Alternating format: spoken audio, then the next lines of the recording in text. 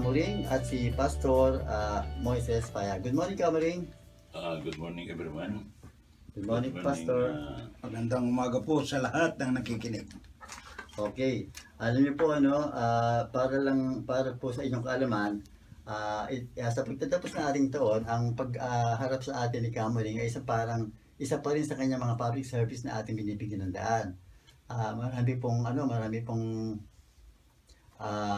pong nangyari maganda noong nakarang taon at ito ay sa kanila rin tulong sa pamamagitan ng pagbibigay ng mga demo sa iba't ibang lugar, hindi lang sa mga government offices kundi sa mga pribadong samahan.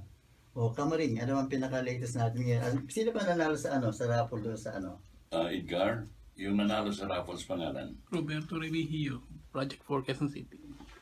Roberto Remigio ng Project 4. Malapit lang doon siguro, Malapit lang. Baka, maganda. At least meron na siyang nasubukan niya at maaari niya ipagpatuloy ang paggamit ito. Opo, kasi mga kasama po sa raffles, yun lamang po nag-apak-apak. So, kung mag-apak-apak ka saan mang lugar na ating apak-apak center, kasama ka sa raffles.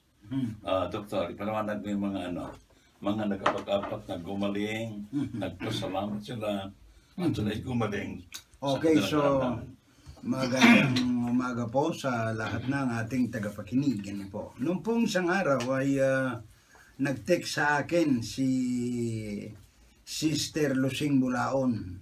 Ang sabi niya sa akin, yung pinadala nating healing mat kay Presidente Duterte ay kanyang ginagamit at baon-baon niya sa kanyang sasakyan. At malaki raw ang nagagawa dahil yung kanyang sinasabi niya sakit karamdaman ay hindi na niya masyadong iniintindi ngayon. Basta pagka meron siyang naramdaman ay aapak lamang daw siya. At hindi lamang basta gumiginhawa kung hindi unti-unting gumagaling. Gayon din si Sister Rina Flores, ito ay taga Pampanga, sa Minalin, Pampanga. Nag-text din siya sa akin yung kanyang patuloy na paggaling na kanyang nararamdaman. Hindi lamang sa tuwing aapak siya, kung hindi, ganun din sa kanyang patuloy na pag-apak ay nakikita niya at nararamdaman niya yung tunay na kagalingan. Ang isa rito ay medyo malayo ito pero kahit na malayo, ito naman ang totoo Si Sister Grace Cabaya ng Midsayap, North Cotabato. So, sa kanyang pag-apak ay nakita raw niya ang tunay na kakaiba ng healing mat na ito. Kasi raw dati umiinom siya ng mga supporting na medisina. Pero ngayon daw ay sabi raw ng doktor ay alisin na. Ganon din si Sister Regina Maulion ng Batangas. At silang lahat ay nagsasabi yung feedback na nagagawa ng healing mat kung papaano lamang mayroon ding nagsasabi na sumasakit yung kanilang paa. Sabi ko, pagka sumasakit ang inyong paa, ang ibig sabihin nun, may mga karamdaman na dapat ayusin. Kaya ganoon, magpatuloy lamang kayo. Ganon din si Sister Vivian Torres. Malaki ang nagawa hindi lamang sa kanya mismo kundi hindi sa kanyang mga biyanan. Si Alvaro Munida, ayun. Ito ay tiga Malolos naman at talagang naghangad siya na makakuha ng healing mat. Gayun din si Ginang Violeta Garcia. Ang pinakamaganda rito ay yung makikita natin yung patuloy na paggawa ng Diyos sa kanilang buhay through healing mat. At yun nga, ang ginamit dahil walang iba kung hindi si Ginoong Dalmatium Ring. Gayon din si Sister Alice and Pastor Roy Punsalan ng Tarlac. So, ganun din. Si Sister Jessie De Ros ng Antipolo. At gayon din si Ninang Juliana de Guzman ng Del Rosario, doon din sa lugar ng Pampanga. So, marami ang feedback na nagsasabi na talagang napakaganda. Kaya marami ang nangihingi ng demo para lamang mapatunayan na yung pagpapagaling ng Diyos na ginamit ang healing mat. At ang karamihan dito yung mga pastor Yung mga pastor na may edad ng katulad ni Brother John Enriquez na may hina ng maglakad. So, hindi pa. parang Pagka ganoon eh. Ay, gumagamit na ako eh. Ayan, so yun. Kaya yun pong mga pastor, ay mag-text lamang po kayo at tumawag kung talagang masidhi ang nakikita niyong pagpapagaling ng Panginoon. Lamang po ang pakiusap ko, pagka po nag-text kayo, yung full name ninyo ay na-address kailangan ko po para sa mga katanungan ninyo, bukod sa masasagot na namin, kung saan kayo malapit sa mga apak-apak center, may re-repair po namin kayo para hindi kayo mahirapan. So, katulad po ng pagpapagaling ng Diyos sa akin bilang pastor na yun nga, hindi naniniwala before sa healing mat ng apak-apak. Pero yun ang ginamit ng Diyos sa lahat ng karamdaman ko. Kaya malakas po ang loob ko sa harapan ninyo, sinasabi ko yan, na talagang yan ang ginamit ng Diyos para mapagaling ang aking mga karamdaman. Kung halimbawa, Sige po. kamaring, yung, merong, ang mga tao hindi man talaga, hindi naman lahat ng tao may sakit.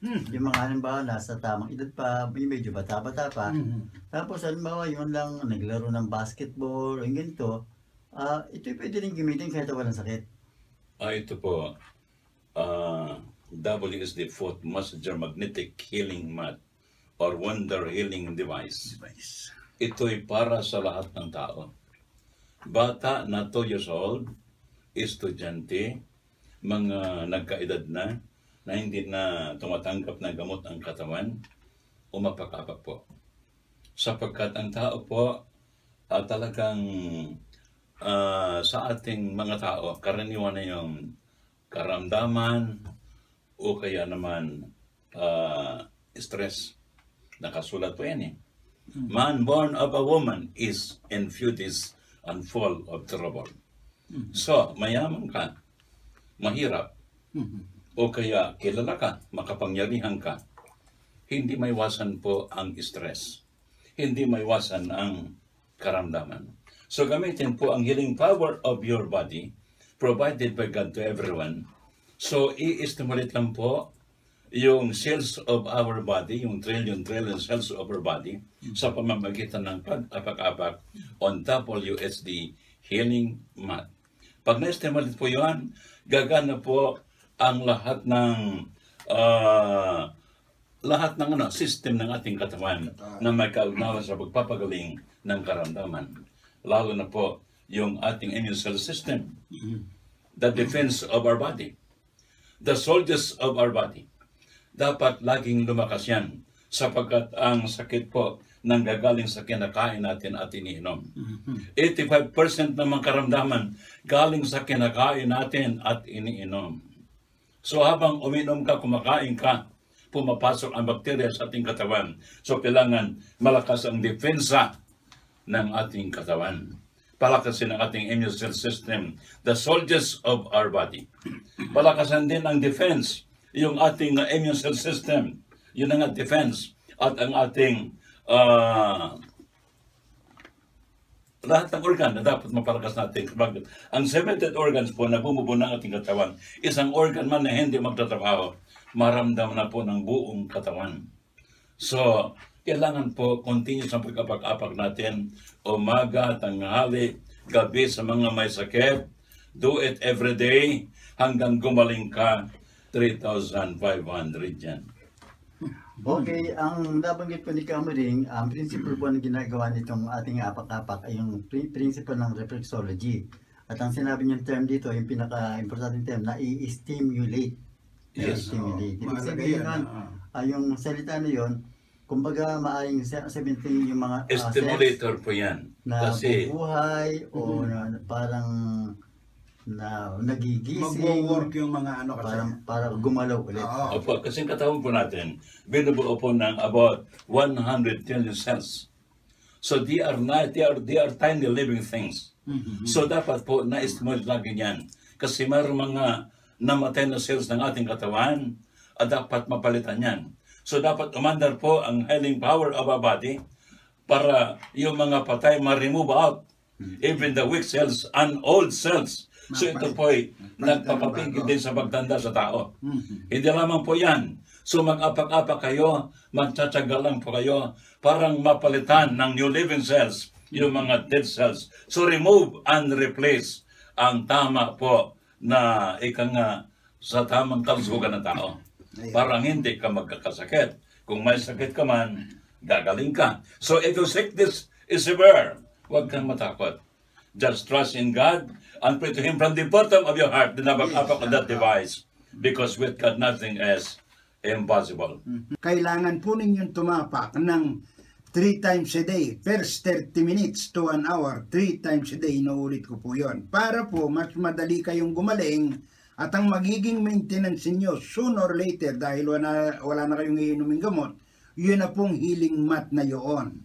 Ayan, pwede po ninyong gamitin yon sa araw-araw. Lamang huwag kayong magbabasa ng talampakan or paa pagka kayo'y tumapak na. Ang gawin po natin ay maligo muna tayo bago tayo umapak para po walang tatanggaping lamig or what yung ating mga trillions of cell na nanggaling sa ating talampakan, sapagkat yun po ay yung cells na yun ay binabago po talaga ng Diyos, at ang ginagamit ay ito pong healing mat na ito para mawala yung mga baradong ugat, mawawala yung sakit karamdaman natin.